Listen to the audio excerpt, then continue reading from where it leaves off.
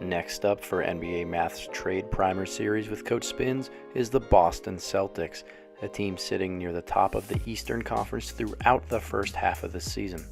The Celtics are there due in large part to superstar addition Kyrie Irving and many of the cap finaglings and wonderful trade scenarios that Danny Ainge has pulled off over the last few years.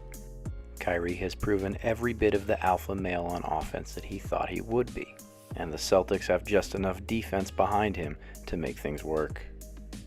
You might not find a more beautiful salary cap sheet in the league, as the Celtics have great balance between their star players and their role players. Horford, Irving, Gordon Hayward, Jason Tatum, and Jaylen Brown are all locked up on the Celtics roster for the next 3 seasons.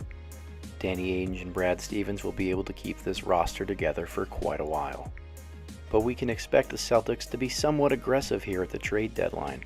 They have almost $10 million in cap space and a very valuable $8.4 million disabled player exception they received from the Gordon Hayward injury. That exception must be used to acquire a player on an expiring contract. Now, Ainge could wait until March 10th to use it and see what comes out of the buyout market. Or he could target a high-value player on an expiring contract, like Tyreke Evans of the Memphis Grizzlies. The only notable player on the Celtics roster who will be a free agent this coming summer is Marcus Smart, and the Celtics have restricted rights over him.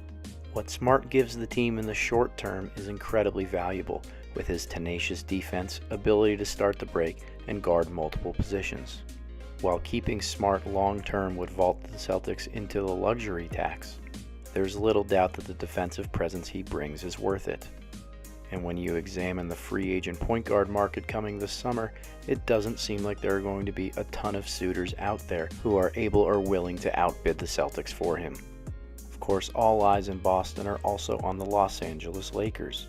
The Celtics acquired the rights to their first-round pick from Philadelphia last season with certain protections. If the pick does not fall to the Celtics this season, it means that during 2019's draft, they could have up to 4 first-round picks. One of these picks, or even their own, are expendable to try to go after a proven veteran at this trade deadline. Boston loves to run sets that play through their big men at the top of the key. While the Celtics could use one more big man to help rebound and provide toughness along their front line, it might not be worth sacrificing the offensive playmaking that they get through Al Horford and other big men that stand at the top of the keys. Of course, the Celtics don't need to be overly concerned about acquiring another player for the long term, as they will be bolstered next season by the return of former All-Star Gordon Hayward. The Celtics are poised to make one small yet impactful move this trade deadline that will help them compete for a championship.